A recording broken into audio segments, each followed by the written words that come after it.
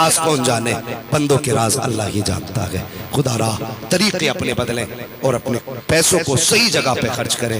ایک طریقہ ہم نے دیکھا ہے، ہمارا اصول دیکھیے، جنت میں جانا چاہتا ہے ہر بندہ، ہر شخص چاہتا ہے نا جنت میں جائے۔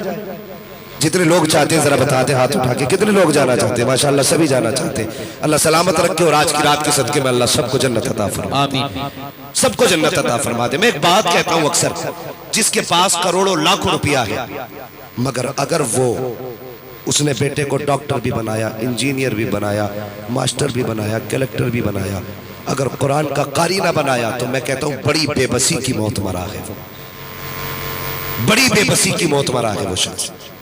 اس کی وجہ دیکھیں، زندگی کے آخری لمحات میں ہر انسان چاہتا ہے کہ روح سکون سے نکل جائے، بے شک ہر انسان چاہتا ہے کہ آسانی کے ساتھ مرے، لیکن ہم نے بیٹوں کو قاری نہیں بنایا۔ جب سانس اٹکتی ہے نا تو کوئی گلاس لے کے بھاگ رہا ہے، حافظ جی سے پانی پڑوا لاؤ، کوئی حافظ جی کو تلاش کرنے جا رہا ہے کہ چلو ابا کی طبیعت ٹھیک نہیں ہے، چل کے یاسین پڑھ دو۔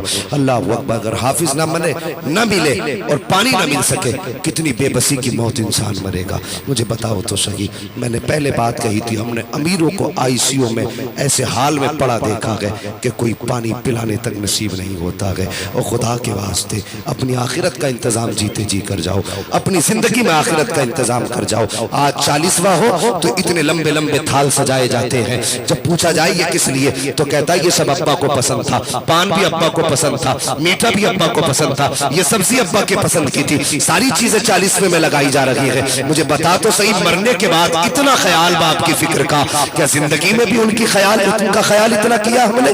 کبھی خیال آیا میرے باپ کو کون سا پھل پسند ہے؟ کبھی یاد آئی میری ماں کو کون سی چیز زیادہ پسند تھی؟ مرنے کے بعد اس لیے طباق سجائے جاتے ہیں تاکہ یہ سماج دیکھ لے اسے باپ سے کتنا پیار ہے۔ ان کے جیتے جی ہم کچھ نہ کر سکے، ان کے مرنے کے بعد طباق سجائے جا رہے ہیں۔ اللہ اکبر، اس سے پہلے ایک بات کیا کی جاتی ہے، ادھر انتقال ہوتا ہے، ہماری قوم بھی بڑی سیدھی قوم ہے، جدھر ایک چلتا ادھر کو سب چل دیا کرتے ہیں، بھیڑ کی چال چلا کرتے ہیں۔ باپ کا انتقال ہوتا ہے تو مزاج ہمارے معاشرے کا سب سے پہلے گئے مسجد سے پیٹی اٹھا، دکان سے پیٹی اٹھائی پاروں کی، مسجد میں لا کے رکھ دی، کس لیے؟ تاکہ لوگ اسے پڑھیں، ابا کی روح کو ثواب ملے۔ کبھی مسجدوں میں جا کے دیکھا کرو کتنی پیٹیاں رکھی ہوئی ہیں، رکھ کے ان پہ گرد چڑھ رہی ہے، آج کوئی ان پاروں کی گرد صاف کرنے والا نہیں ہے۔ کتنی پیٹیاں رکھ کے زنگالود ہو گئی ہے، کوئی آج ان پیٹیوں کو کھولنے والا نہیں ہے۔ ہماری مسجدوں کے اندر پیٹیوں کے تو ڈھیر لگے ہیں، لیکن کوئی قرآن پڑھنے والا نہیں ہے۔ او خدا کے بندے، اگر جنت میں جانا چاہتا ہے، باپ کو بخشوانا چاہتا ہے، تو سب سے پہلا کام تو یہ کر، اگر گھر میں باپ کا جنازہ پڑا ہے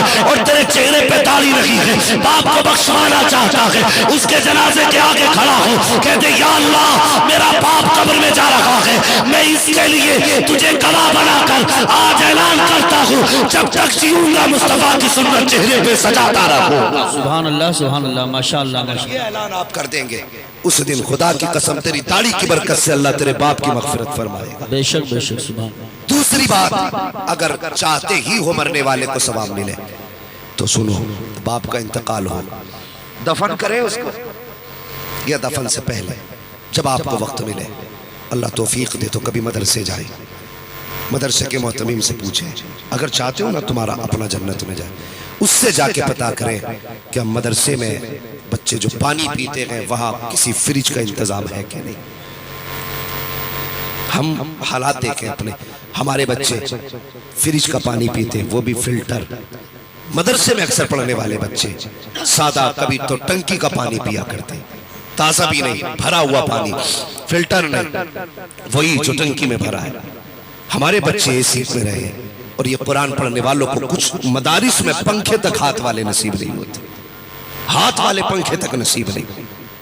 وہ بھائی اگر چاہتے ہو ابا کی مغفرت ہو تو کبھی مدرسے جاؤ، محتمیم سے کہو یہ میرے باپ کے ثواب کے لیے 10,000 لے، پنکھا لگوا دینا، میرے باپ کی طرف سے 20,000 لو، ایک فلٹر مشین لگوا دینا، میرے باپ کی طرف سے 50,000 لو، طلبہ کے لیے ایک فریج کا انتظام کر دینا۔ اللہ توفیق دے، اس طرح کے کام کرو۔ مجھے نہیں معلوم مرنے کے بعد تمہارے لیے کوئی دعا کرے نہ کرے، کبھی قبرستان جا کے دیکھا کرو، قبریں بیٹھی ہوئی ہیں، آج کوئی مٹی ڈالنے والا بھی نہیں ہے، بے شک کتنی قبروں پہ گلاب پڑا ہے اور کتنی قبروں پہ مٹی تک ڈالنے والا کوئی نہیں. گارنٹی ہے کوئی تیرے بعد تیری قبر پہ مٹی ڈالنے آئے گا؟ کوئی دیکھنے تک نہیں آتا کیا حال قبروں کے ہیں. اللہ توفیق دے اپنے جیتے جی آخرت کا انتظام کر کے جاؤ.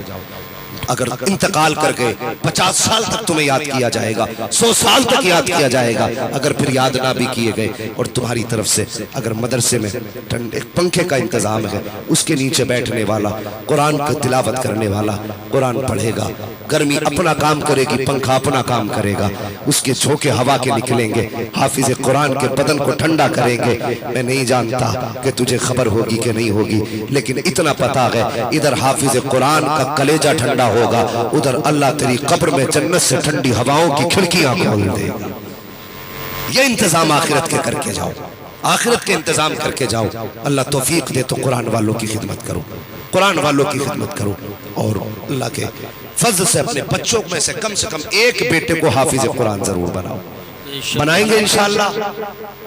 بولو انشاءاللہ. ہماری قوم میں سب سے کم عزت اگر کسی کی ہے تو وہ مولوی کی, وہ مولوی کی ہے. کتنی محنت سے ماں باپ ایک بچے کو عالم بناتے ہیں. اب بچوں کی بھی ذمہ داری ہے وہ ماں باپ کا خیال کرے, ماں باپ کا خیال کرے, بچے بھی ان کی بھی ذمہ داری ہے. ایک باپ اپنے بچے کو پڑھانے کے لیے کون سا جتن نہیں کرتا. سامنے کچھ طلبہ بیٹھے ہیں, تم سے گزارش کروں گا اگر ماں باپ کبھی گھر سے چلو 150 روپے دیں, ان کے پاس اس سے زیادہ نہ ہو, وہی جیب میں رکھ لیا کرو, ان کی دعائیں ساتھ لیا کرو. اللہ تمہارے 100 روپے میں 1000 کی برکت عطا فرما دے. کبھی ان سے لڑا نہ کرو, کبھی ان سے نہ لڑا کرو. وہ ایک علامہ صاحب ڈاکٹر روح الامین صاحب جو جھارکھنڈ سائٹ کے رہنے والے ہیں, ایک دن ان کے یہاں پہ جانا ہوا, بہت بڑے ڈاکٹر ہیں, تو وہ اپنی داستان سنانے لگے اور کہنے لگے کہ میرے باپ نے نا حضرت مجھے پتا گئے کہ کتنی محنت سے میری فیس بھری تھی. کہہ رہے کہ 250 روپے فیس تھی میری اس وقت کی, میرے باپ نے مجھے نہیں پتا کہاں سے ادھار لے کر کے آئے تھے, اور میں نے کہا تھا ابا مجھے پڑھنا ہے. انہوں نے 250 روپے لا کر کے میری فیس بھری, اور یہ کہتے کہتے وہ رونے لگ گئے. کہنے لگے میرے باپ نے میری فیس کی خاطر کتنے کن فاقے سے کاٹے یہ میں جانتا ہوں. کہہ رہے غربت کا دور تھا جب باپ نے مجھے پڑھایا, آج خدا نے مجھے دولت دی ہے, آج میں ڈاکٹر ہوں, آج میرے پاس پیسے کا ٹھکانہ نہیں, لیکن آج اس پیسے کو استعمال کرنے والا باپ نہیں ہے, تو مجھے یہ دولت بھی اچھی نہیں لگتی ہے. اور جوانوں, اگر ماں باپ تمہیں پڑھانے میں اپنا وقت خرچ کرتے ہیں تو تمہاری ذمہ داری ہے ماں باپ کی خدمت کرو.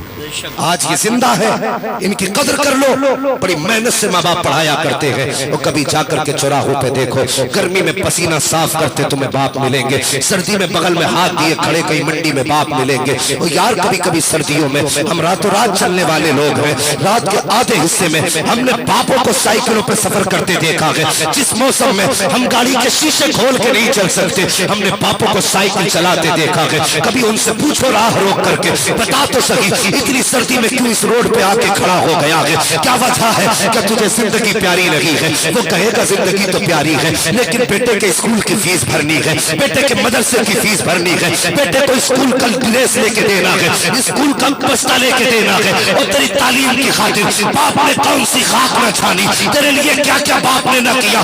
آج تیری جیب پہ قلم لگ گیا تو ہی سب کچھ ہو گیا, باپ کچھ نہ بنا. او خدا کے واسطے اگر دنیا اور آخرت میں بھلائی چاہتے ہو تو باپ کی عزت کر لو. اگر باپ راضی ہو گیا تو خدا کی قسم مصطفیٰ بھی راضی ہو جائیں گے, خود خدا بھی راضی ہو جائے.